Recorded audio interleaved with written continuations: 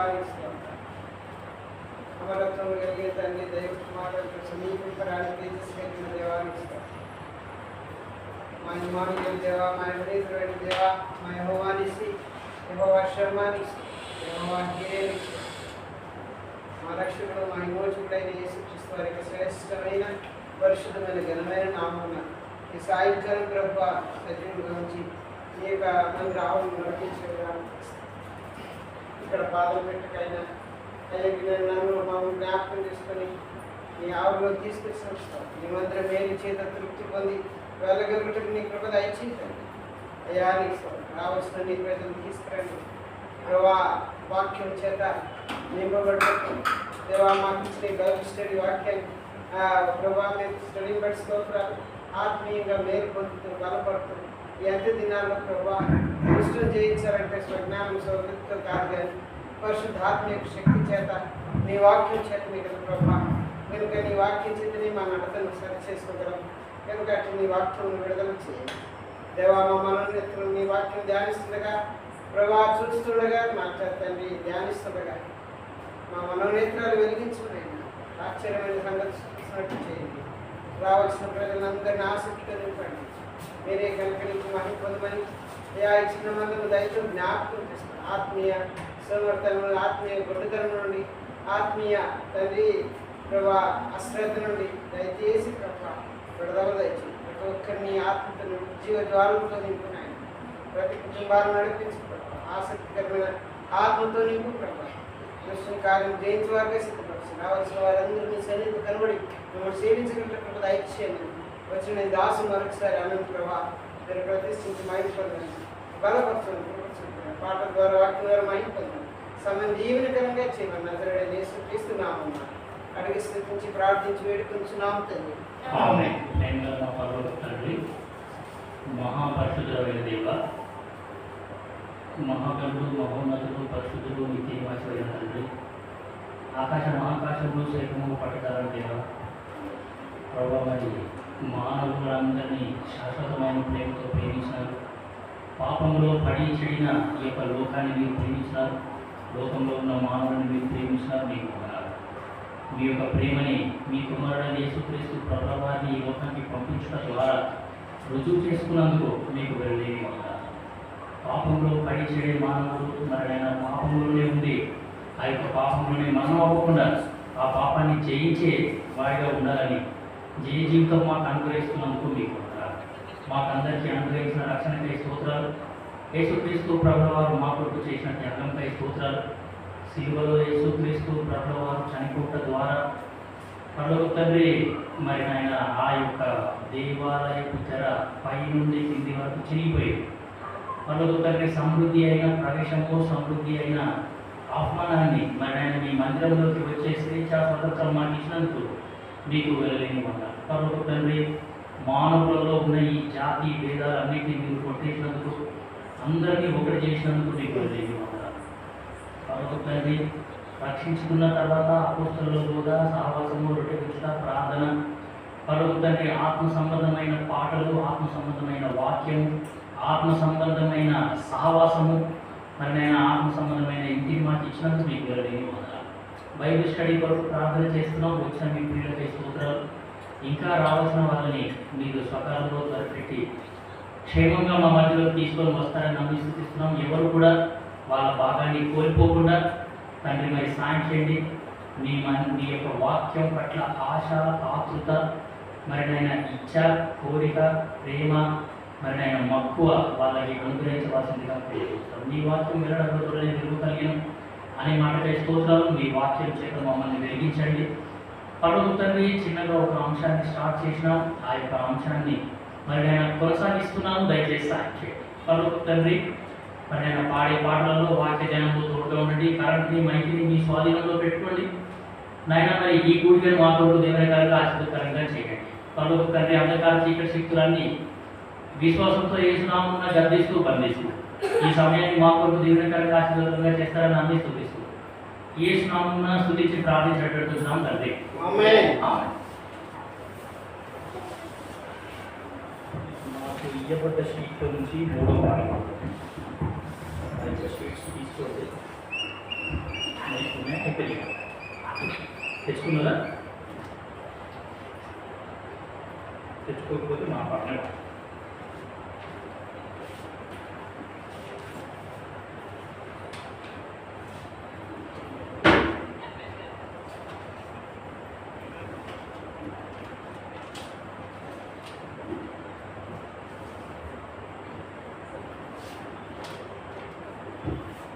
మనమే సునివారులము తనవారిగానే ఇందుకు కానీ పడవాలి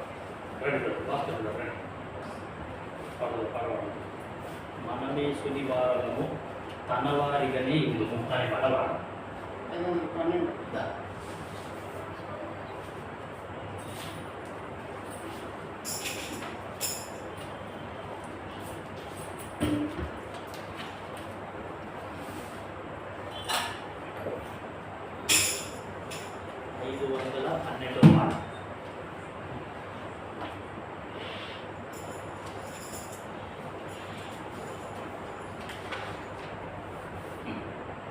మనమే సునివారలము తనవారిగానే ఇందుకు మనమే సునివారలము తనవారిగానే ఇందుకు మనలను రక్షించెను తనకే స్తుతి పాడెదము మనలను రక్షించెను తనకే స్తుతి పాడెదము మనమే సునివారలము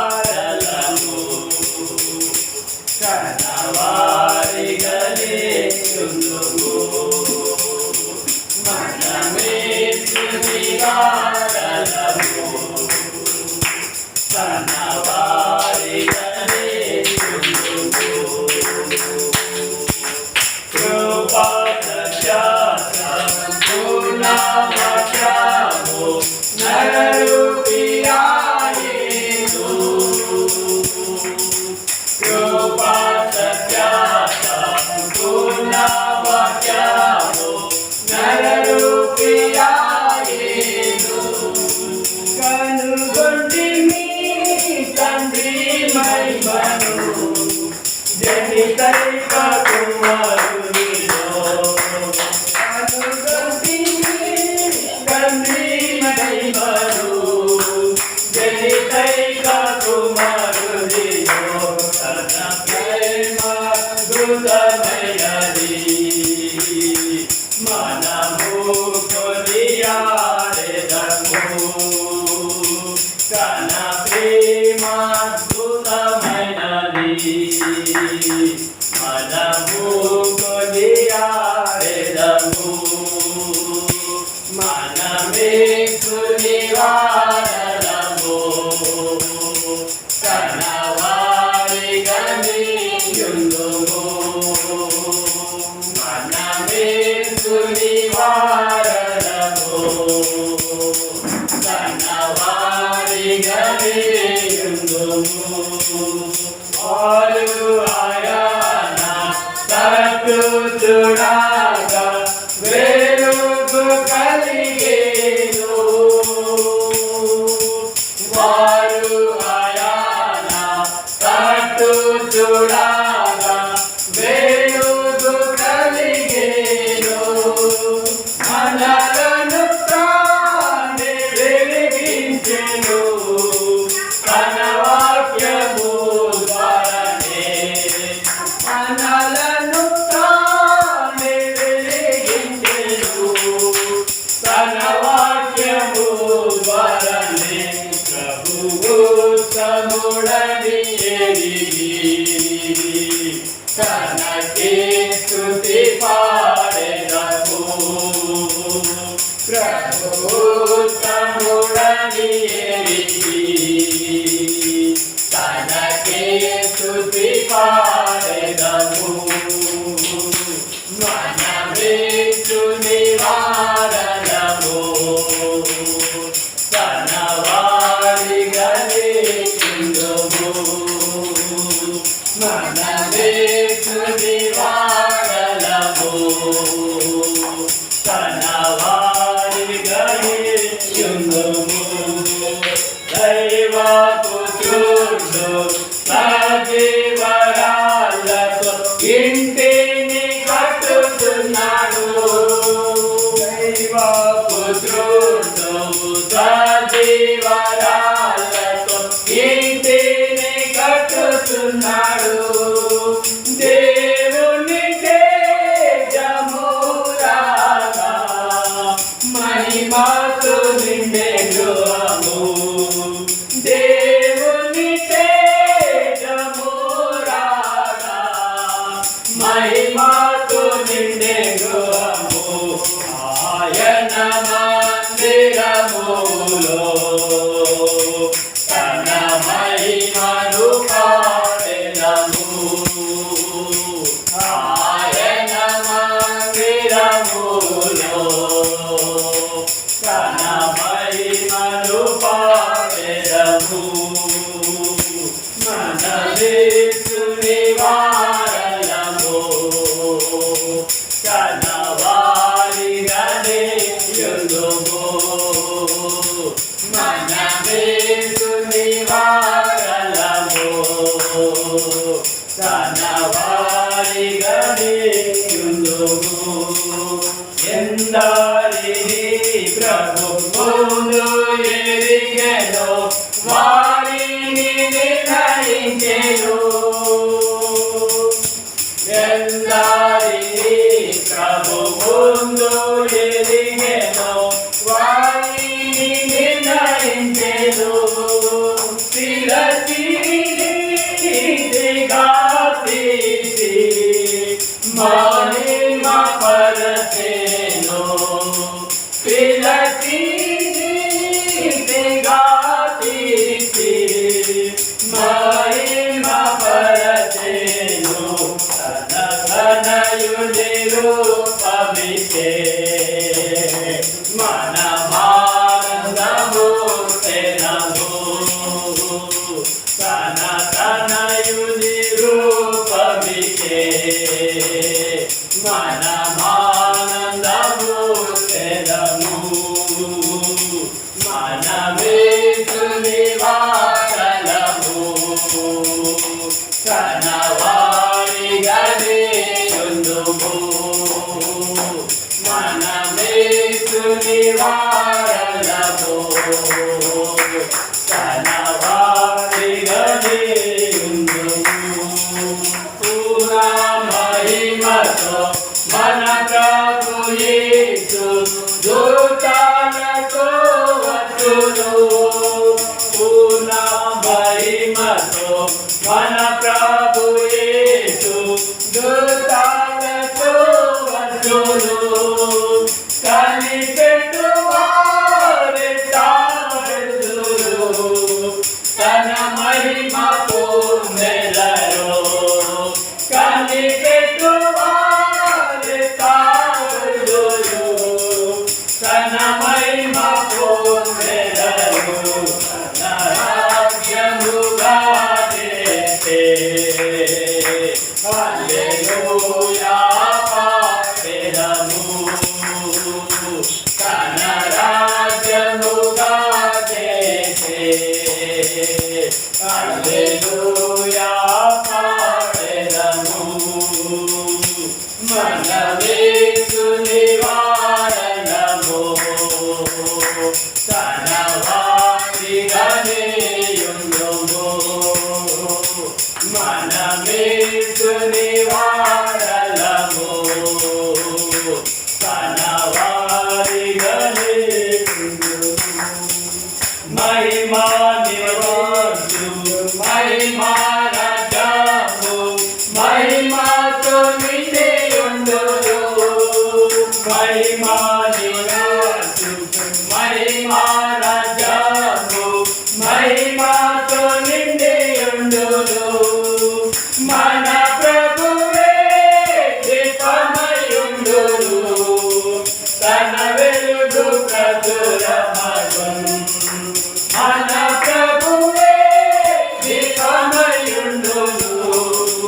తన వెలుగు ప్రచురమగును యుగయుగములు మనమంతా ప్రభు యేసుతో ఉండెదము యుగయుగములు మనమంతా ప్రభు యేసుతో ఉండెదము మనమేసుని వారలము ధనవారిగనే యుందుము మనమేసుని వారలము ధనవారిగనే యుందుము మనలను రక్షించెను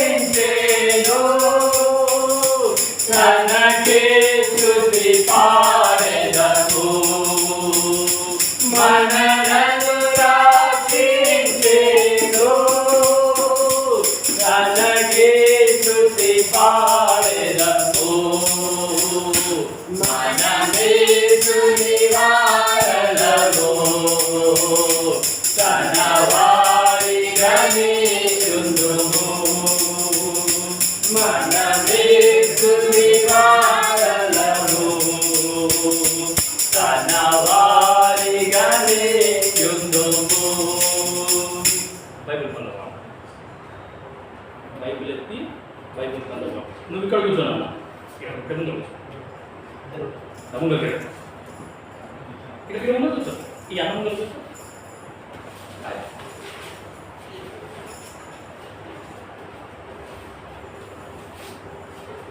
every promise in the book is mind గ్రంథ వాగ్దానములన్నీ నాది తెలుగు తెలుగు ఇంగ్లీష్ గ్రంథ వాగ్దానములన్నీ నావి ప్రతి అధ్యాయము వరుస వచనము తన దివ్య ప్రేమ వాగ్దానములు గ్రంథ వాగ్దానములన్నీ నావి Every promise in the book is mine.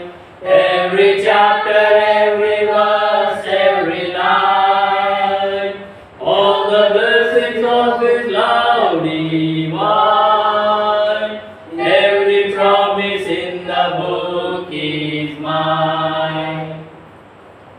నువ్వు కూర్చో ఒకవేళ వెనకాల కూర్చుంటాను అంటే ఎవరిని డిస్టర్బ్ చేయగలరు సరేనా నువ్వు కొడతాం నీ ఇష్టం వాక్యం వినే వాళ్ళని మాత్రం డిస్టర్బ్ చేయదు ఇప్పుడు చెప్తున్నాను ద్వితీయోపదేశకాండ 31:8 మన అంశాన్ని మనం కంటిన్యూ చేద్దాం ద్వితీయోపదేశకాండము 31వ అధ్యాయము 8వ వచనాన్ని మనమందరం కలిసి గట్టిగా బిగ్గరగా ప్రార్థనాపూర్వకంగా అర్థాన్ని గ్రహిస్తూ చదువుదాం ద్వితీయోపదేశకాండము 31వ అధ్యాయము 8వ వచనం నీ ముందర నడుచువాడు యెహోవా ఆయన నీకు తోడయుండును ఆయన నిన్ను విడువడు నిన్ను ఎడబాయడు భయపడకుము విస్మయం పొందకుమని ఇశ్రాయేలీయులందరి ఎదుట అతనితో చెప్పెను 3వ వచనం కూడా అందరం కలిసి చదువుదాం 31:3 ద్వితీయోపదేశకాండం నీ దేవుడైన యెహోవా నీకు ముందుగా దాటిపోయి ఆ జనములను నీ ఎదుట ఉండకుండా నశింపజేయును నీవు వారి దేశంలో స్వాధీనపరచుకొనుదు యెహోవా సెలవిచ్చి ఉన్నప్పుడు యెహోషువ నీ ముందుగా దాటిపోవును చదువుకున్న లేఖన భాగాన్ని దేవుడు మాకు దీవించుగాక ఈ యొక్క అంశాన్ని అంటే మన బైబిల్ స్టడీ కొరకు ఈ యొక్క అంశాన్ని మనం ఆరంభించాము వినున్నాను మన బైబిల్ స్టడీ కొరకు ఈ యొక్క అంశాన్ని మనం స్టార్ట్ చేసి ఏం చేస్తున్నాము అంటే ఆయా సందర్భాలలో దేవుడు ఏం చేసినాడు అంటే ఆయన ప్రజలకి ముందు నడిచినాడు ఆయననే ముందు నడిచి ఏమి అంటే ఎవరైతే ఆయన యందు విశ్వాసం ఉంచినారో వాళ్ళ పట్ల అద్భుత కార్యాలు ఆశ్చర్య కార్యాలు చేసినాడు సరే ఈరోజు ధ్యానం ఏం వాక్యం ఉంది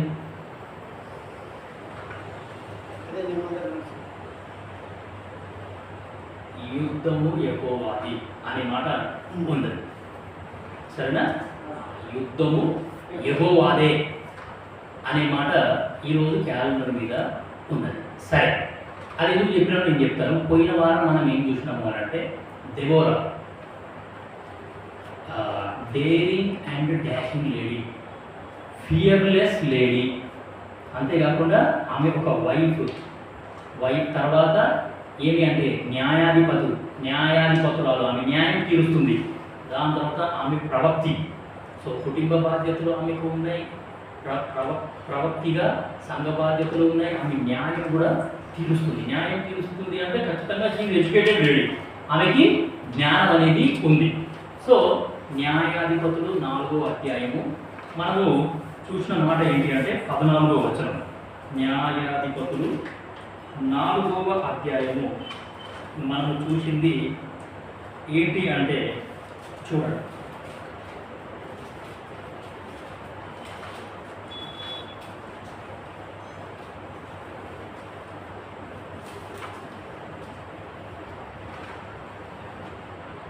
పద్నాలుగో వచనం. న్యాయాధిపతులు 4:14. దెబోరా, లెమ్ము, యెహోవా సిసెరాను నీ చేతికి అప్పగించిన దినము ఇదే, యెహోవా నీకు ముందుగా బయలుదేరును కదా అని బారాకుతో చెప్పినప్పుడు బారాకు ఆ 10,000 మంది మనుషులను వెంటబెట్టుకుని తాబోరు కొండ మీద నుండి దిగి వచ్చాను. సో యెహోవా నీకు ముందుగా బయలుదేరినాడు. సో దేవుడు అక్కడ సిగ్నల్ ఇచ్చేసిండు అనమాట. దెబోరాకి దేవుడు సిగ్నల్ ఇచ్చేసినాడు. యుద్ధం ఉంది, కొండ మీద శత్రువులు ఉన్నారు, ఆ కొండ మీదకి మీరు వెళ్ళాలా, ఆ శత్రువులతో యుద్ధం చేయాలా అని అంటే ఎవరికైనా సరే శత్రువులను చూస్తే భయం అవుతుంది. మనము చాతగాని వాళ్ళము, దేవుడు ఏర్పాటు చేసుకున్న వ్యక్తులు చాతగాని వాళ్ళు బలహీనులు. లోకంలో నీచులైన వారిని, లోకంలో తృణీకరింపబడిన వారిని, లోకంలో బలహీనులైన వాళ్ళని దేవుడు ఏర్పాటు చేసుకున్నాడు. ఎందుకు ఏర్పాటు చేసుకున్నాడు అంటే మన ద్వారా బలమైన కార్యాలు ఈ లోకంలో చేయడానికి. సో దెబోరా అంటే ఆమెకు యుద్ధం వచ్చింది. ఆ యుద్ధానికి దేవుడు స్ట్రేట్ అవే సిగ్నల్ ఇచ్చేసిండు అనమాట. ఆ దేవుడు ముందు నడుచుకుంటూ వెళ్ళిపోయినాడు. ఫస్ట్ ఆ సిగ్నల్ ఆమెకు కనబడ్డది. దేవుడు ఆల్రెడీ వెళ్ళిపోయినాడు. సిసెరా నువ్వు వెళ్ళు, ఆ యొక్క బారాకు నువ్వు వెళ్ళు, సిసెరాతో యుద్ధం చేయాలి అని అంటే బారాకి కొంచెం భయం అయింది. సరే, ఆయన నువ్వు నాతో పాటు వస్తేనే నేను కూడా వెళ్తాను. సో చాలా సంగతులు పోయిన వారం మనము చూసినాం. సో బారాకు ఎందుకు ఆమె నాతో కూడా రావాలి అని అన్నాడు అంటే సహవాసం. ఖచ్చితంగా దేవుని ప్రజల యొక్క సహవాసంలోనే మనము ఆత్మీయంగా బలపడతాము, ఆత్మీయంగా మనము బలవంతులుగా ఉంటాము. సహవాసంలో ఉన్నప్పుడు వి ఎంకరేజ్ ఈచ్ అదర్, ఒకరినొకరు మనం ఏం చేసుకుంటాము అంటే ప్రోత్సాహపరచు ఉంటాము. సో కాబట్టి ఈ యొక్క సందర్భాన్ని పోయిన వారము మనము చూసినాం. సో అట్లా పాత నిబంధనలలో చాలా సందర్భాలు ఇంకా ఉన్నాయి. సో నిదానంగా మనం ఒక్కొక్క సందర్భాన్ని చూడడానికి ప్రయత్నిస్తాం. దాని తర్వాత నూతన నిబంధనలు కూడా కొన్ని సందర్భాలు ఉన్నాయి. దేవుడు ముందుగా బయలుదేరిన సంగతులు. నూతన నిబంధన అంటే సాక్షాత్తు యేసుప్రభే ముందుగా బయలుదేరినాడు. ఆ ప్రజలకి ముందుగా బయలుదేరి ఎన్నో పనులు ఆయన చేసినాడు. సరే, ఈరోజు ఒక సందర్భం చూద్దాము. మొదటి దినవృత్తాంతములు 14వ అధ్యాయం. అక్కడ ఒక సందర్భం ఉంది. మొదటి దినవృత్తాంతములు 14వ అధ్యాయము 8 నుండి 17 వరకు. 8 నుండి లాస్ట్ వరకు మనం మార్చి చదువుతాం. మొదటి దినవృత్తాంతములు 14వ అధ్యాయము 8వ వచనం నుండి లాస్ట్ వచనం దాకా మనం మార్చి చదువుదాము. మీ భాగాన్ని మీరు స్పష్టంగా గట్టిగా ప్రార్థనా పూర్వకంగా అర్థాన్ని గ్రహిస్తూ సందర్భాన్ని గ్రహిస్తూ చదవవలసిందిగా యేసునామమున మనవి చేస్తున్నాం. 1 Chronicles 14:8. దావీదు ఇశ్రాయేలీయులందరి మీద రాజుగా అభిషేకము చేయబడనని విని ఫిలిష్తీయులందరూ దావీదును వెదకి పట్టుకొనుటకై బయలుదేరగా దావీదు ఆ సంగతి విని వారిని ఎదుర్కొనబోయెను. 9వ వచనం. ఫిలిష్తీయులు వచ్చి రెఫాయీము మీద లోయలో దిగి. 10వ వచనం. మొదటి దినవృత్తాంతములు 14:10. ఫిలిష్తీయుల మీదికి నేను పోయిన యెడల నీవు వారిని నా చేతికి అప్పగించుదువా అని దావీదు దేవుని యొద్ద విచారణ చేయగా యెహోవా పొమ్ము, నేను వారిని నీ చేతికి అప్పగించేదనని సెలవిచ్చాను. వారు బయలుదేరి ఆ జీవనము వచ్చినప్పుడు చేసి యెహోవా నా శత్రువుల మీదకి చేసినట్టునే ఆ స్థలమునకు బయలుదేరాజీమ పేరు పెట్టెను. 12వ వచనం, వారు అచ్చట తమ దేవతలను విడిచిపెట్టిపోగా వాటిని అగ్ని చేత కాల్చివేయవలెనని దావీదు సెలవిచ్చెను.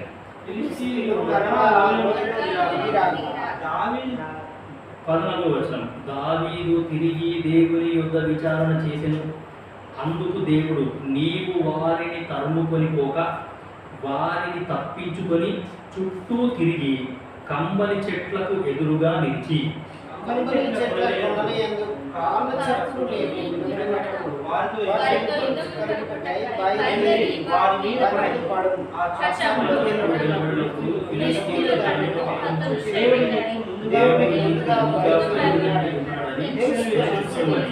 సెలవిచ్చెను. 16వ వచనం, దేవుడు తనకు సెలవిచ్చిన ప్రకారము దావీదు చేయగా ఇశ్రాయేలీయులు ఫిలిష్తీయుల సైన్యమును గిబియోను మొదలుకొని గాజేరు వరకు తరిమి హతము చేసిరి. ఇశ్రాయేలీయుల ప్రదేశములంతటా ప్రతిపదలు యెహోవా అతని భయము అన్యజనులందరికీ కలుగ చేసెను. ఇది ఒక సందర్భం. సో ఇక్కడ మనం చదివినాం కదా 15వ వచనంలో, కంబలి చెట్ల కొనలయందు కాళ్ళ చప్పుడు నీకు వినబడినప్పుడు వారితో యుద్ధము కలుపుటకై బయలుదేరి వారి మీద పడును. ఆ చప్పుడు వినబడినప్పుడు ఫిలిష్తీయుల దండును హతము చేయుటకై దేవుడు నీకు ముందుగా బయలువెళ్ళి ఉన్నాడని తెలుసుకొనిమని సెలవిచ్చెను. సో ఇట్లా సందర్భాలు ఇంకా వాక్యంలో చాలా ఉన్నాయి. పాత నిబంధనలు ఉన్నాయి, నూతన నిబంధనలు కూడా ఉన్నాయి. సో దేవుని నడిపింపు ఎట్లా ఉంటే అట్లా మనం నిదానంగా ఈ యొక్క దేవుడు ముందు బయలువెళ్తే ఎట్లా ఉంటుంది, ఆయన ఎందుకు ముందు బయలుదేరి వెళ్తున్నాడు, మనకంటే ముందు ఎందుకు ఉన్నాడు అనే సంగతి మనకు అర్థమవుతుంది. సో ఇప్పుడు ఈ సందర్భంలో ఏముంది అంటే, దావీదు అప్పుడే రాజుగా అభిషేకింపబడ్డాడట. 8వ వచనం నేను చదువుతున్నాను. మొదటి దినవృత్తాంతంలో 18:8, దావీదు ఇశ్రాయేలీయులందరి మీద రాజుగా అభిషేకం చేయబడినని విని ఫిలిష్తీయులందరూ దావీదును వెతకి పట్టుకొనుటకై బయలుదేరగా దావీదు ఆ సంగతి విని వారిని ఎదుర్కొన దావీదు రాజుగా పట్టాభిషేకం చేయబడ్డాడు. మరి సౌలును ఏ విధంగా అయితే మనము తన్ని కొట్టి చంపేసినామో అదే విధంగా దావీదును కూడా కొట్టి చంపేద్దాం అని ఈ యొక్క ఫిలిష్తీయులు అందరూ కూడా ఏమి అంటే, దావీదును వెతకి పట్టుకొని వాడిని చంపేద్దాము, సౌలు చచ్చిపోయినాడు, సో ఇప్పుడు దావీదు భయంలో ఉన్నాడు, దావీదుకు భయం వచ్చేసింది, ఆ యొక్క దావీదుని మనవి చంపేద్దాము అని అంటే, సరే ఇక్కడ 2 సందర్భాలు ఉన్నాయి. ఇదే సందర్భం మనకి ఎక్కడ ఉంటుందంటే 2 సమూయేలు 5వ అధ్యాయము 24వ వచనంలో కూడా ఇదే సందర్భం ఉంటుంది. సో ఈ యొక్క సందర్భాన్ని ఎజ్రా ప్రవక్త లేకపోతే ఎజ్రా గ్రంథకర్త ఏం చేస్తున్నాడు అంటే, ఈ దినవృత్తాంతంలో మళ్ళీ మనకి గుర్తు చేస్తున్నాడు. సో దినవృత్తాంతంలో రాసింది ఎవరు అని ఎవరైనా అడిగింది అనుకోండి, వెంటనే చెప్పేయాలి ఎజ్రా. మొదటి దినవృత్తాంతంలో 2వ దినవృత్తాంతంలో ఎవరు రాసినారు అంటే ఎజ్రా రాసినాడు అని తక్కువని చెప్పేసేయాలి. సరే, ఈ యొక్క ఎజ్రా ప్రవక్త ఈ యొక్క సందర్భాన్ని మనకు మరలా గుర్తు చేశాడు. దావీదు రాజుగా అభిషేకింపబడ్డాడు. మొట్టమొదటిసారి ఫిలిష్తీయులు వచ్చినారు. దావీదుకి చాలా మంచి అలవాటు ఉంది. ఆ అలవాటు మనకు కూడా ఉండాలి అనేది దేవుని యొక్క కోరిక, దేవుని యొక్క ఆశ. ఏంటి ఆ అలవాటు అంటే, ప్రతిదానికి ఆయన దేవుని దగ్గరికే వెళ్తాడు. దావీదు చాలా బలవంతుడు. 60వ కీర్తన హెడ్డింగ్ చదువుతారా ఒకసారి? ఎట్లుందో 60వ కీర్తన హెడ్డింగ్, 60వ కీర్తన హెడ్డింగ్ చూడండి ఎంత మంచిగా ఉందో. దావీదు ఎంత బలవంతుడు చూడండి, నాకు అర్థమవుతుంది. ప్రధాన గాయకునికి షూషానే దూతు మీద పాడదగినది. దావీదు అరమ్నహరాయిమీయులతోనూ అరమోజాబాయీయులతోనూ యుద్ధం చేయగా యోవాబు ఉప్పు పల్లములో 12,000 మంది ఎదోమీయులను చంపి తిరిగి వచ్చినప్పుడు అతడు ఉపదేశమునకు రచించిన గీతము, అనుపద గీతము. 12,000 మందిని చంపినట్టు ఆయన. ఎంత బలడు కదా. 12,000 పీపుల్ని దావీదు చంపేసినాడు. సో చాలా బలాఢ్యుడు. అయినా సరే గులియాతును చంపినాడు, చాలా బలవంతుడు. దాని తర్వాత సింహాన్ని వేటాడినాడు, సింహాన్ని కూడా తరిగినాడు, పట్టుకున్నాడు. దాని తర్వాత ఎలుగుబంటిని కూడా ఆయన చంపేసినాడు. డొమెస్టిక్ యానిమల్స్ అయినా సరే, వైల్డ్ యానిమల్స్ అయినా సరే, ఏవి అయినా దావీదు ఎదుట ఎవరు కూడా నిలవలేరు, ఏ మనుషుడు కూడా నిలవలేడు. అంత పెద్ద గొలియాతుని ఆయన చంపేసినాడు. సో చాలా బలాఢ్యుడు, ఆయనకి చాలా బలం ఉంది.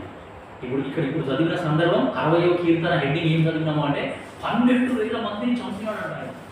12,000 people, only 1 person killed 12,000 people. చాలా బలం ఉంది ఆయన. అయినా సరే ఆయన సొంత బలం మీద ఎప్పుడు కూడా ఆయన డిపెండ్ అవ్వలేదు.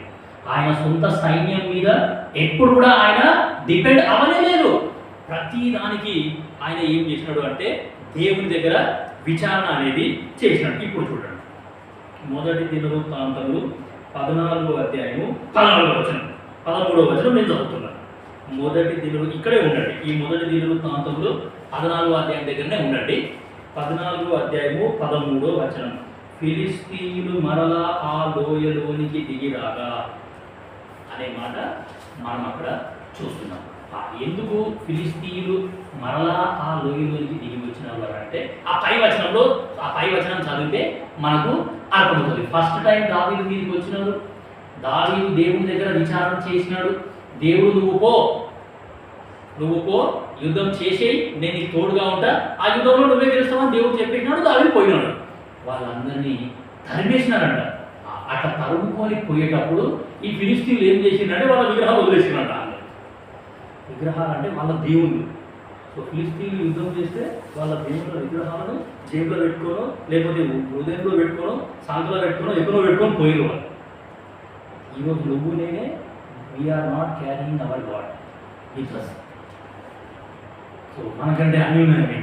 సరే, ఏది ఏమైనా వాళ్ళ విగ్రహాలు పడిపోయినాయి. ఆ విగ్రహాల కోసం మనం 2 సార్లు వచ్చారు వాళ్ళు వచ్చిన వాళ్ళ విగ్రహాల కోసమే.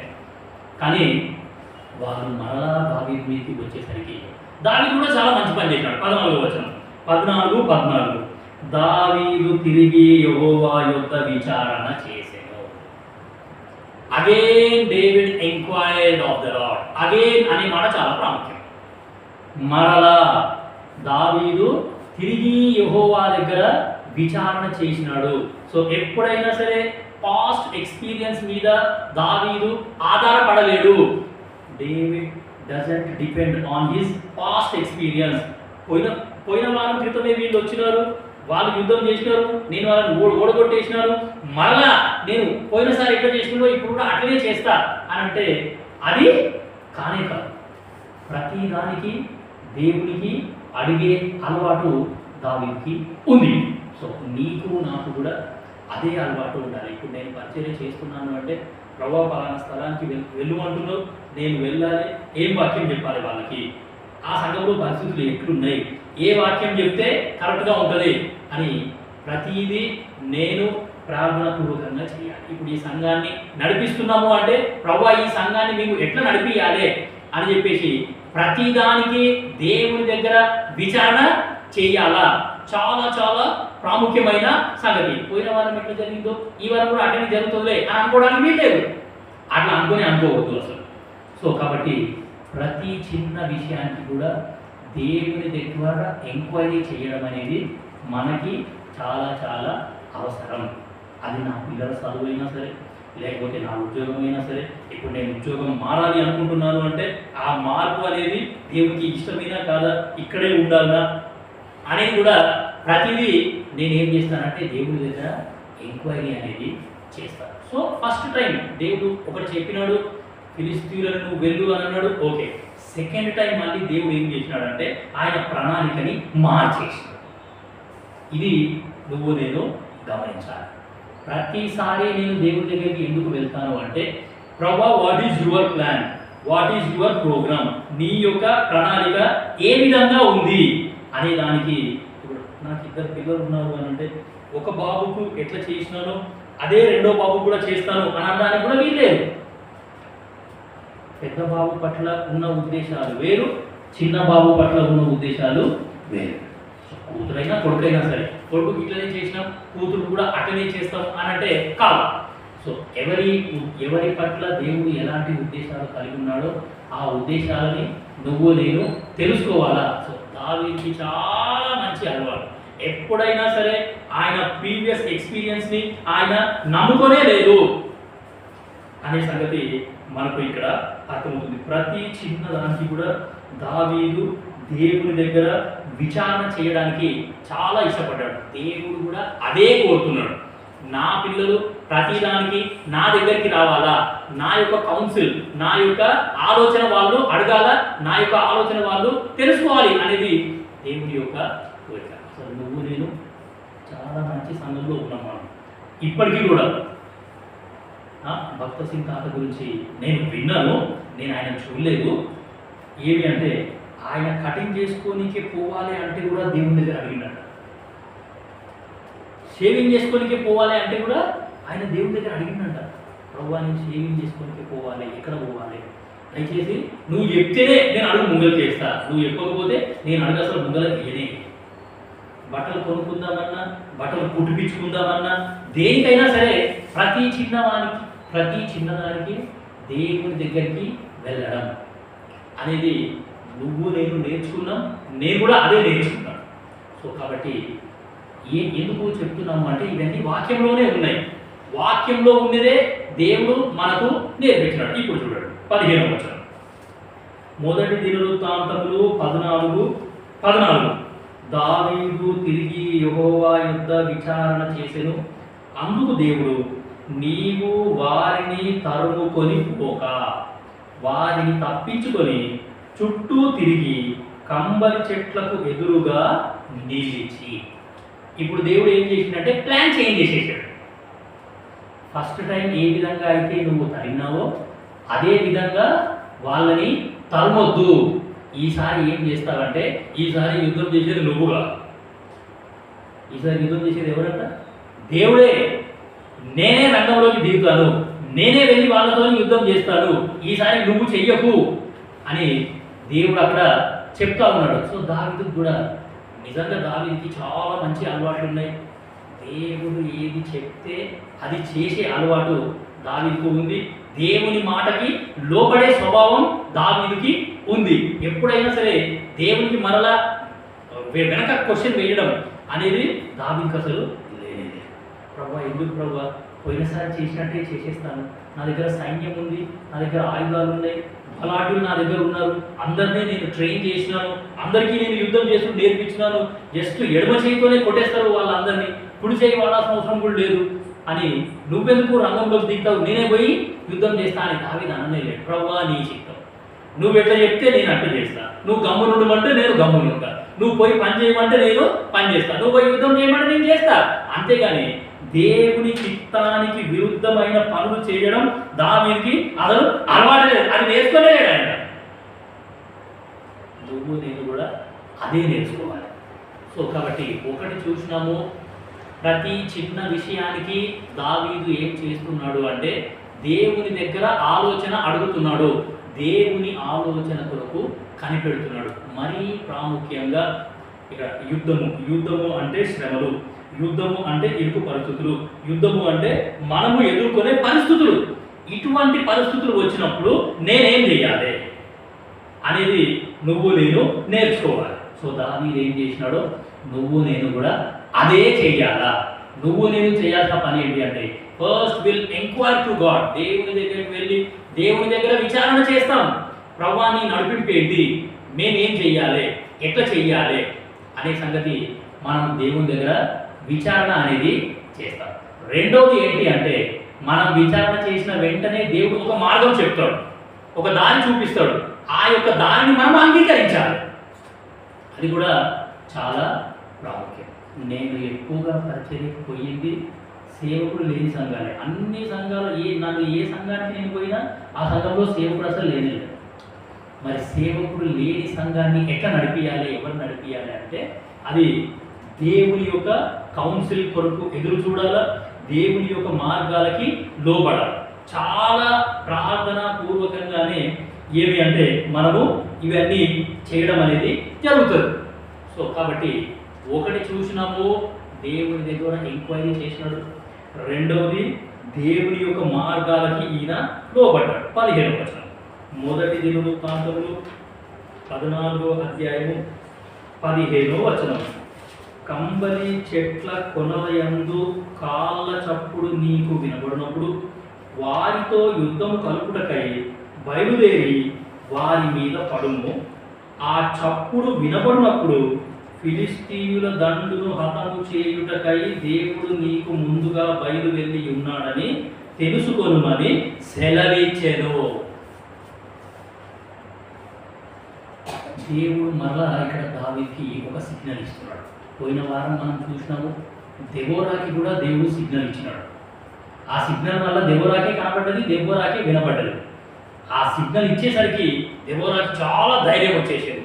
అరే, దేవుడు ముందుగా వెళ్ళిపోయినాడు, ఇక మనకి ఏ భయం లేదు, మనం ధైర్యంగా వెళ్ళొచ్చు, యుద్ధం చేసేది మనం కాదు, ఆ దేవుడే యుద్ధం చేస్తాడు అని పోయిన వారం మనం దెబోరా గురించి చూసాం. ఇప్పుడు చూస్తుంది ఏంటి అంటే, ఇక్కడ కూడా దేవుడు దావీదుకి ఒక సిగ్నల్ ఇచ్చేసినాడు. ఏంటి ఆ సిగ్నల్ అని అంటే, ఆ కంబలి చెట్ల మధ్యలో నేను నడుస్తాను, ఆ నడిచే ఒక శబ్దం నీకు వినబడుతుంది. ఆ శబ్దం వినబడ్డప్పుడు నువ్వు తెలుసుకోవాల్సిన సంగతి ఏంది అని అంటే, ఆ యుద్ధం చేయడానికి నీకంటే ముందు దేవుడే వెళ్ళిపోయినాడు. ఎటువంటి శ్రమ నాకు వచ్చినా సరే, ఎటువంటి పరిస్థితులు నాకు ఉన్నా సరే, నాకు అనారోగ్య పరిస్థితి వచ్చినా సరే, ఇంకా ఏం వచ్చినా సరే, నువ్వు నేను తెలుసుకోవాల్సిన సంగతి ఏంటంటే, ఈ యొక్క శ్రమలన్నింటినీ కూడా ఈ దేవుడు తీసేయగలడు. ఈ యొక్క శ్రమలన్నింటిలో నుండి, ఈ పరిస్థితులన్నింటిలో నుండి ఈ దేవుడు నన్ను బయటికి లాగగలడు. ఆ దేవుడే ముందుగా వెళ్తున్నాడు. ఆ పరిస్థితులతోని దేవుడే యుద్ధం చేస్తాడు. నేను మీకు ఇంతకుముందు వచ్చినప్పుడు చెప్పినట్టున్నాను, మా చిన్న బాబుకి దగ్గర 12 సార్లు ఫిక్స్ వచ్చాయి. జ్వరము ఫిక్స్, జ్వరము ఫిక్స్, జ్వరము ఫిక్స్, జ్వరము ఫిక్స్. 3 సంవత్సరాలు నా జీవితం మొత్తం దోహలకే పోయింది. కొన్ని సందర్భాలలో మేము చాలా క్లిష్ట పరిస్థితిలో ఉన్నాము. అయినా సరే ఆ పరిస్థితులన్నింటిలో దేవుడు మాకు సహాయం చేశాడు. 3 ఇయర్స్ ఇల్లు దవాఖానా, ఇల్లు దవాఖానా, ఇల్లు దవాఖానా, ఇల్లు దవాఖానా. చాలా అలసిపోయినాము. ఇక దవాఖానాల చుట్టూ ఇంకా ఎన్నెన్ని తిరగాలి అని చాలా విసిగిపోయినాము మేము. సో అటువంటి సందర్భంలో చూడండి, యెషయా 41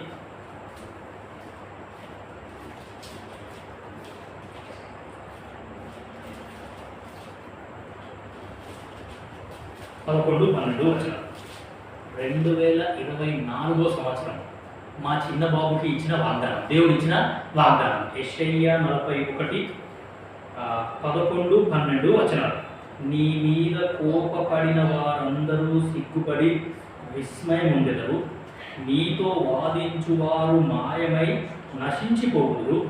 12వ వచనం, నీతో కలహించు వారిని నీవు వెదకుదువు గాని వారిని కనుగొనలేకపోవుదువు, నీతో యుద్ధము చేయువారు మాయమైపోవుదురు, అభావులగుదురు. 2024వ సంవత్సరం మా చిన్న బాబు వాగ్దానం మీదున్న మాట ఏంటి అంటే, నీతో యుద్ధము చేయువారు మాయమైపోవుదురు, అభావులవుదురు అనేది ఆ వాగ్దానం మీదున్న మాట.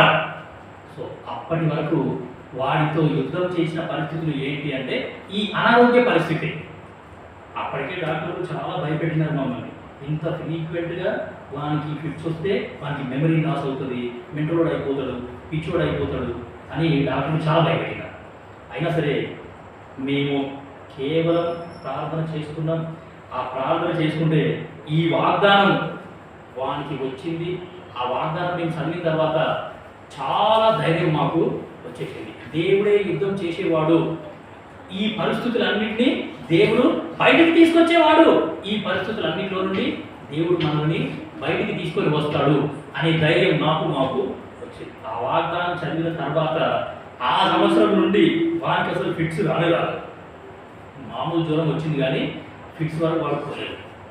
కాబట్టి నీతో కలహించు వారితో నేనే కలహిస్తాను, నీతో యుద్ధం చేసే వారితో నేనే యుద్ధం చేస్తాను. అది అనారోగ్య పరిస్థితి అయినా సరే, ఆర్థిక పరిస్థితి అయినా సరే, సంఘంలో ఉన్న పరిస్థితులు అయినా సరే, కుటుంబంలో ఉన్న పరిస్థితులు అయినా సరే, ఉద్యోగంలో ఉన్న పరిస్థితులు ఎక్కడున్నా సరే, ఈ యొక్క దేవుడు ఏం చేస్తాడంటే మనకి సహాయంగా ఉంటాడు. సో చదివిన మాట ఏంటి అని అంటే, ఆ కంబరి చెట్ల మధ్యలో కాలి చప్పుడు నీకు వినబడినప్పుడు, సో యెహోవా స్వరము నీకు వినబడినప్పుడు అని అంటారు. యెహోవా స్వరం అనేది నువ్వు నేను వినాలా? యెహోవా స్వరం అనేది నువ్వు నేను కనుగొనాలా? ఇది యెహోవా స్వరమేనా కాదా, లేకపోతే ఇంకా ఎవరి స్వరమైనానా? సో దావీదుకి ఉన్న మంచి లక్షణం ఇంకోటి ఏంటి అంటే, యెహోవా స్వరం ఏందో ఆయన జాగ్రత్తగా విన్నాడు. ఇది యెహోవా స్వరమే అని గమనించినాడు. ఆయనకు యెహోవా స్వరం అనేది బాగా అలవాటయ్యింది. అరే అర్థమవుతుందా దేవుని వాక్యం మీకు? సో దావీదు యెహోవా స్వరాన్ని అసలు వదిలిపెట్టనే లేదు. యెహోవా స్వరం అనేది దావీదుకి చాలా బాగా అలవాటు అయిపోయింది. దేవుడు కూడా అట్లనే మాట్లాడుతూ వస్తున్నాడు. సో ఆ యొక్క చప్పుడు విన్నప్పుడు దేవుడే ముందుకు వెళ్ళిపోయాడు. సో దేవుని వాక్యం అనేది ఏం చేస్తుంది అంటే, ఈ వాక్యం మనల్ని బలపరుస్తుంది.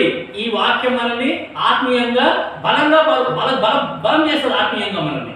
సో ఆ ఆత్మీయంగా నేను బలంగా ఉన్నప్పుడు ఎటువంటి పరిస్థితులకు కూడా నేను భయపడాలి, చాలా ధైర్యంగా ఉంటాను. సో కాబట్టి యెహోవా స్వరము అనేది నువ్వు నేను వింటున్నామా లేదా అనే సంగతి కూడా మనకు చాలా ప్రాముఖ్యం. యోహాను సువార్త 10వ అధ్యాయం, అక్కడ చూడండి 2 స్వరాలు ఉన్నాయి. ఆ యోహాను సువార్త 10వ అధ్యాయంలో ఉంటుంది. చూడండి, యోహాను సువార్త 10వ అధ్యాయము 5వ వచనం. యోహాను సువార్త 10వ అధ్యాయము 5వ వచనము, అన్యుల స్వరము అవి ఎరుగవు గనుక అన్యుని ఎంత మాత్రమును వెంబడింపక వాని యొద్ద నుండి పారిపోవునని మీతో నిశ్చయముగా చెప్పుచున్నానని వారితో అనెను. అన్యుల స్వరము 3వ వచనం చూడండి, 10వ అధ్యాయము 3వ వచనం. యోహాను సువార్త, అతనికి ద్వారపాలకుడు తలుపు తీయును, గొర్రెలు అతని స్వరము వినును, అతడు తన సొంత గొర్రెలను పేరు పెట్టి పిలిచి వాటిని వెలుపలికి నడిపించు. సో యెహోవా స్వరము అండ్ అన్యుల స్వరం, అన్యుల స్వరం కూడా మనకు వినబడుతుంది. సో ఇప్పుడు ఎవరి స్వరం నేను వింటున్నాను, ఎవరి స్వరాన్ని నేను ఫాలో అవుతున్నాను అని అంటే, ఏ స్వరం అయితే మనకు అలవాటు అవుతుందో అదే స్వరాన్ని నువ్వు నేను వెంబడిస్తాను. యెహోవా స్వరము అంటే చిన్న ఎగ్జాంపుల్ నేను హెబ్రోన్లో విన్నాను. ఇప్పుడు మా ఇంట్లో 15 మంది ఉన్నారు, మేమంతా కలిసి వచ్చి ఉండడం. మా ఇంట్లో ఎవరో దగ్గినారు, ఎవరు దగ్గినారో నేను చెప్పగలుగుతానా? చెప్పను. మా ఇంట్లో ఎవరో తుమ్మినారు, ఎవరు తుమ్మినారో నేను చెప్పగలుగుతానా? లేదు. ఎట్లా? అంతే. యెహోవా స్వరం అంటే కూడా అంతే, వెరీ ఈజీ. ఏ స్వరం అయితే నాకు అలవాటు అవుతుందో అదే స్వరము నాకు వినబడుతుంది, నేను అదే స్వరాన్ని వెంబడిస్తాను. చాలా మటుకు దేవుని వాక్యం చదివేటప్పుడు సైతం కూడా మనతో మాట్లాడతాడు. 100కి 90 పాలు ఇదే జరుగుతుంది, ఇదే కరెక్ట్ అని మనం అనుకుంటాము, దాన్ని ఫాలో అవుతాం. కానీ సైతాను స్వరం అనేది ఎప్పుడు కూడా వినకూడదు. మనందరికీ బాగా తెలుసు, ఏదైతే తోటలో సైతాను మాట్లాడినాడు, అవతో మాట్లాడినాడు, మానవుడు పడిపోయినాడు. దేవుని వాక్యాన్ని అబద్ధం చేసేసాడు, వాక్యాన్ని తప్పుదారి పట్టించేసినాడు. ఈ వాక్యాన్ని తప్పు రకంగా అంటే తప్పుడు విధానంలో అర్థం చేయించడం సైతాన్ యొక్క స్పెషాలిటీ అన్నమాట. సో కానీ అందుకే దావీదు దేవునికి హృదయానుసారుడు అయిపోయినాడు. ఎందుకు దావీదు దేవునికి హృదయానుసారుడు అయిపోయినాడు అంటే చాలా విషయాలు ఉన్నాయి. సో దావీదు యొక్క క్యారెక్టర్ మెడిటేషన్ చేస్తే మనకు అర్థమవుతుంది. సరే, ఒకటి చూసినాము, ప్రతిదానికి దేవుని కౌన్సిల్ అంటే దేవుని దగ్గర కనిపెట్టడం దావీదుకి అలవాటు. రెండోది చూసినాము, దేవుని మార్గాలకి ఆయన లోబడుతున్నాడు అనేది చూసినాం. మూడోది, యెహోవా స్వరము దావీదుకి చాలా బాగా అలవాటు. యెహోవా స్వరము వినుట, యెహోవా స్వరాన్ని చేయుట. 40వ కీర్తన 8వ వచనంలో మంచి మాట రాయబడ్డది. నీ చిత్తము నెరవేర్చుట నాకు సంతోషము. ఇది దావీదు యొక్క అనుభవం. సరే, 16వ వచనం. ఆ చప్పుడు వినబడినప్పుడు ఫిలిష్తీయుల దండును హతము చేయుటకై దేవుడు నీకు ముందుగా బయలువెళ్ళి ఉన్నాడని తెలుసుకొనుమని సెలవిచ్చెను. 16వ వచనం. దేవుడు తనకు సెలవిచ్చిన ప్రకారము దావీదు చేయగా. ఇది చాలా ప్రాముఖ్యం.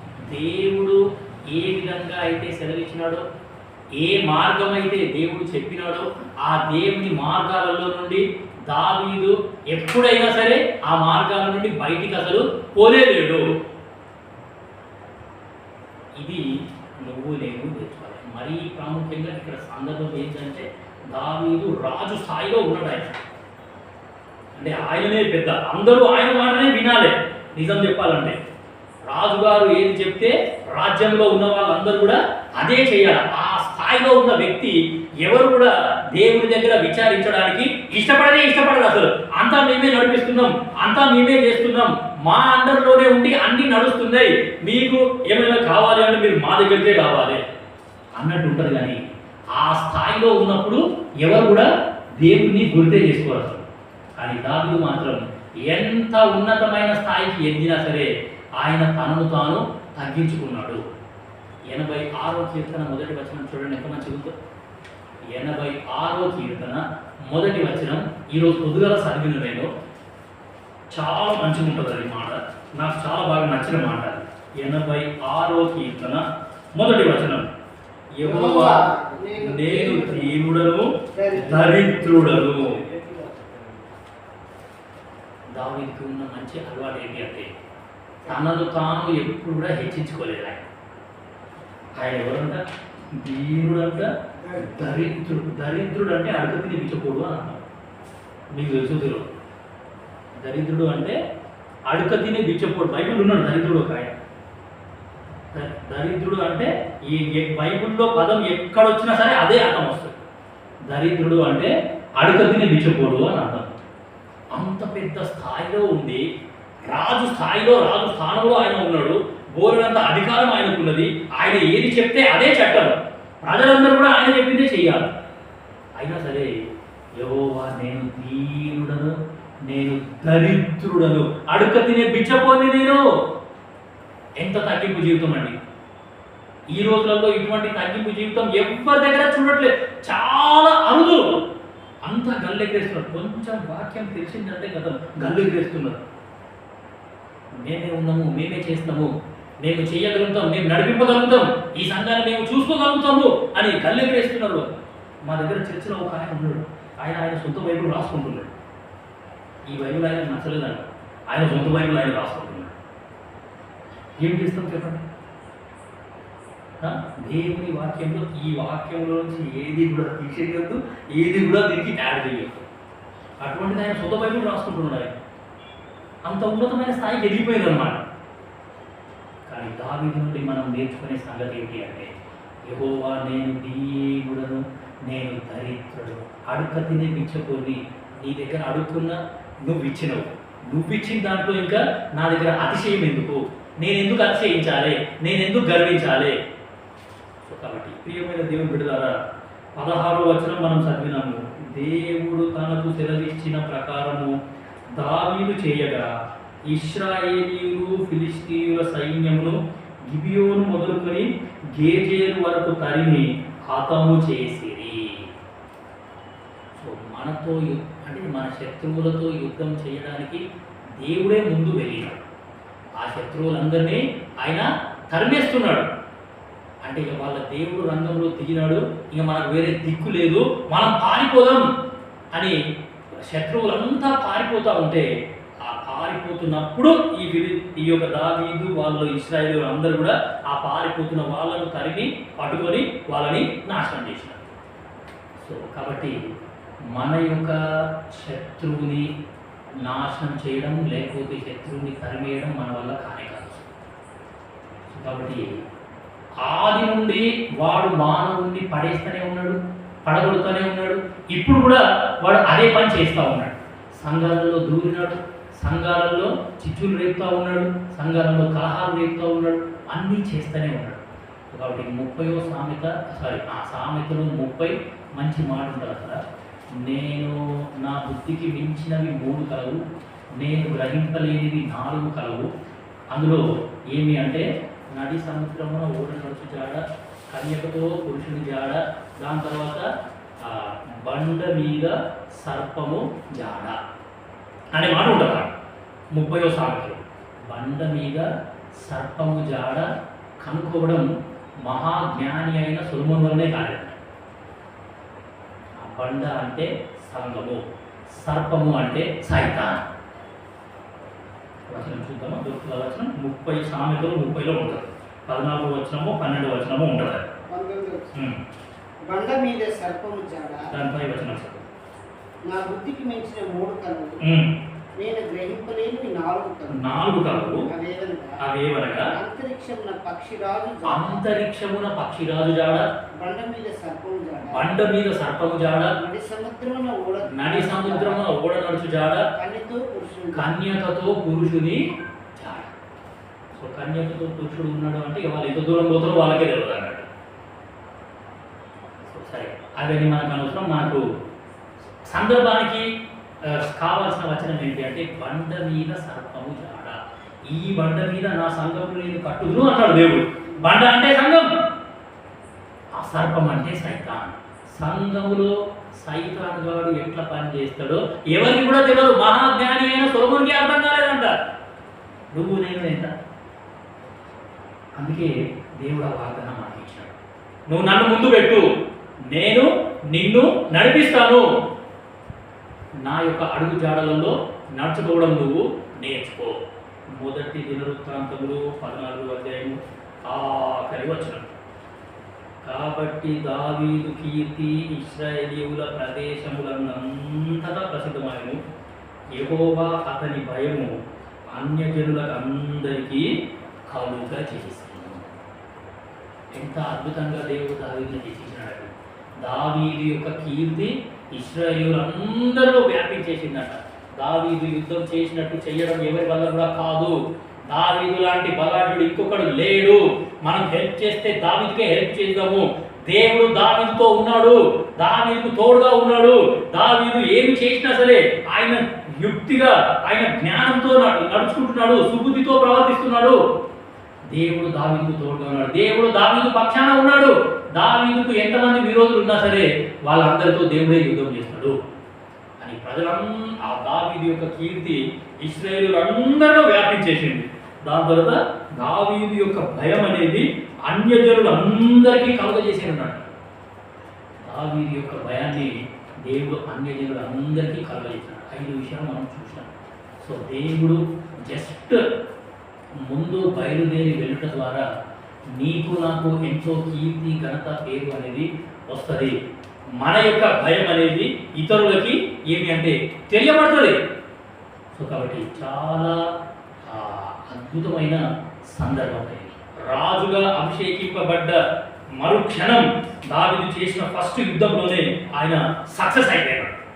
రాజు కంటే ముందు ఆయన సక్సెస్ అయినాడు, రాజు అవ్వకన్నా ముందు ఆయన సక్సెస్ఫులే, రాజు అయిన తర్వాత కూడా ఆయన సక్సెస్ఫుల్. సో కాబట్టి ఎటువంటి యుద్ధమైనా సరే నువ్వు నేను చాలా ధైర్యంతో ఎదుర్కోగలుగుతావు. అదే దేవుడు మనకి ఇచ్చిన వాగ్దానం. ఎఫెసీ 6:12. ఇది ఒక్క వచనం చదివి ముగిద్దాం. మనము ఎవరితో పోరాడుతున్నామో చూడండి. ఎఫెసీ 6:12. మనము పోరాడునది శరీరులతో కాదు, కానీ ప్రధానులతోనూ అధికారులతోనూ ప్రస్తుత అంధకార సంబంధులకు లోకనాథులతోనూ ఆకాశ మండలమందున దురాత్మల సమూహములతోనూ పోరాడుతున్నాం. ఆకాశ మండలమందున్న దురాశ సమూహములతో మనము పోరాడుతున్నాం. ఇది మనం పోరాటం దురాత్మలతోని. దురాత్మలు అంటే సైతాన్. ఆ యొక్క శరీరులతో కానే కాదు, ఇతరులతో శరీర సంబంధమైన మనుషులతో వాళ్ళు మనం పోరాడేది. ఆకాశ మండలంలో ఉన్న దురాత్మల సమూహం అందరూ ఒకేసారి వచ్చేస్తున్నారు. ఆ దురాత్మలు అన్నీ కూడా ఒకటేసారి వచ్చి ఏమి అంటే మన ముందులో పడుతున్నాయి. సో తెలుసుకోవాల్సిన సంగతి ఏంటి అంటే, దేవుణ్ణి మనం ముందు పెడితే, ఆ యెహోవా యొక్క స్వరము నువ్వు నేను వింటే, ఆ యొక్క దేవుని మార్గాలకి మనం లోబడితే చాలా సులువు అన్నమాట. ఎంతో అద్భుతంగా ఆ యొక్క దురాత్మ సమూహములతోనే మనము యుద్ధం చేస్తాం. దేవుడు మనకు తోడుగా ఉంటాడు. మన యొక్క కీర్తి ఘనత అనేది ఇంకా ముందుకి మనము వెళ్ళడానికి చాలా అది ఏమి అంటే ఎంకరేజింగ్గా మనకు ఉంటుంది. సో కాబట్టి దావీదులో ఉన్న లక్షణాలలో కొన్ని లక్షణాలు మనం చూసినాం. ఏమి అంటే దేవుడు ఏ విధంగా దావీదుకు ముందుగా వెళ్ళినాడు, ఏ విధంగా ఆయన ఏమి అంటే దావీదుకు సిగ్నల్ ఇచ్చినాడు, దావీదుకు ధైర్యంగా దేవుడు ఉన్నాడు. దాని తర్వాత దావీదు పక్షాలనే దేవుడు ఉన్నాడు. అందుకే 18వ కీర్తన మొదటి 2 వచనాలు, యెహోవా నా బలము, యెహోవా నా దుర్గము, యెహోవా నా గానము, యెహోవా నా రక్షణ శృంగము, యెహోవా నా ఉన్నత దుర్గము, ఈయన నా దేవుడు.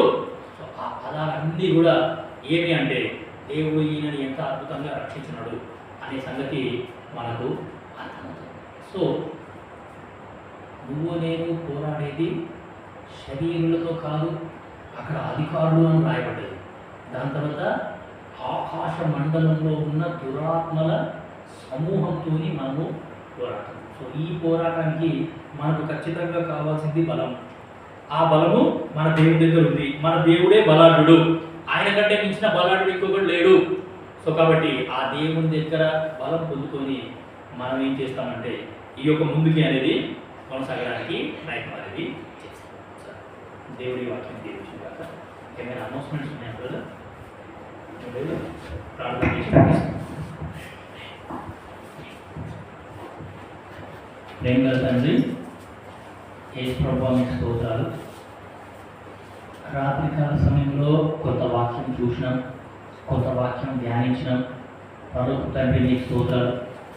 ప్రభు, మరి దావీదు రాజుగా అభిషేకింపబడ్డ మరుక్షణం తండ్రి మీరు ముందుగా ఉన్నారు అనే సిగ్నల్ ఆయనకి ఇచ్చినారు. ఆయన రాజుగా ఉన్నన్ని రోజులు పరలోక తండ్రి మీరు ముందుగానే ఉండి ఆయన యొక్క పరిపాలనలో తోడుగా ఉన్నారు. మీకు ఉన్నారు పరలోక తండ్రి. మరి ఆయన మేము కూడా మా సంఘముగా మీరు మా ముందు ఉన్నారు. ఈ సంఘాన్ని మీరే ముందుండి నడిపిస్తున్నారు. మీకు వందనాలు ప్రభు. ఈ సంఘం ద్వారా జరుగుతున్న పరిచయం బట్టి స్తోత్రాలు. వార కార్యక్రమాలు ఏమి, సిస్టర్స్ మధ్యలో పరిచయం ఏమి, పిల్లల మధ్యలో పరిచయం ఏమి, పరలోక తండ్రి బైబిల్ స్టడీస్ ఏమి, ప్రార్థనా కోడికలు ఏమి, మరి ఆయన ఆదివార పరిచయం ఏమి, ఇంకా కంబైన్డ్ యూత్ మీటింగ్ ఏమి, సువార్త మీటింగ్లు ఏమి, రాత్రి ప్రార్థనలు, ఉపవాస ప్రార్థనలు అన్నింటినీ కూడా అన్నింటిలో మీరు సహాయం చేస్తూ వస్తున్నందుకు మీకు వందనాలు. పరలోక తండ్రి దావీదుకు ఉన్న లక్షణాలు మేము కూడా కలిగి ఉండేలాగా ప్రతి చిన్న విషయానికి, అది ఎడ్యుకేషన్ అయినా సరే, మ్యారేజ్ అయినా సరే, ప్రభు మరి ఉద్యోగం అయినా సరే, ఉద్యోగ బదిలీ అయినా సరే, మరి కుటుంబంలో సంఘంలో ఏదైనా సరే, ప్రతిదానికి మీపైన ఆధారపడి జీవించేది, మీ స్వరాన్ని వినేది, మీ స్వరాన్ని లోపడేది నాకు నేర్పిస్తూ రావాల్సిందిగా కోరుతూ వచ్చిన మీ ప్రియులకై స్తోత్రాలు. మరి ఎవరైతే వాళ్ళ భాగాన్ని కోల్పోయినారో వాళ్ళు కూడా వాళ్ళ భాగాన్ని పొందుకునేలాగా సాయం చేస్తూ రావాల్సిందిగా కోరుతూ, నేను కూడా బయలుదేరి వెళ్ళాలి, సాయం చేయండి. ఈ యొక్క స్టడీని మేము కంటిన్యూ చేసేలాగా సహాయం చేస్తూ రావాల్సిందిగా కోరుతూ, మా అందరినీ మీ దగ్గర హస్తాలకు అప్పగిస్తూ మీ దీవెన ఆశీర్వాదంతో పంపించవలసిందిగా కోరుతూ, ప్రభావ పిల్లలకి స్కూల్స్ స్టార్ట్ అయినాయి, కాలేజీలు స్టార్ట్ అయినాయి, కొత్త కాలేజీలకి కొత్త తరగతులకు వెళ్తున్నారు, హాస్టల్స్కి వెళ్తున్నారు, ఉన్నతమైన చదువుల కొరకు మీ ప్రియులు వెళ్తున్నారు. దయచేసి జ్ఞాపకం చేసుకోండి ఆయన. వాళ్ళ చదువులో వాళ్ళ భవిష్యత్తులో తోడుగా ఉండండి, మంచి భవిష్యత్తు అనుగ్రహించండి. ఇచ్చిన అవకాశంపై స్తుతిస్తూ యేసుక్రీస్తు ప్రభువుల వారి నామమున స్తుతించి ప్రార్థించుచున్నాం తండ్రి. ఆమేన్. మన తండ్రి అయిన దేవుని ప్రేమ, యేసుక్రీస్తు ప్రభువుల వారి యొక్క కృప, పరిశుద్ధాత్మ యొక్క సహవాసం ఇప్పుడు ఎల్లప్పుడూ సదాకాలం మనతో ఉండి నడిపించును గాక. ఆమేన్. Praise the lord.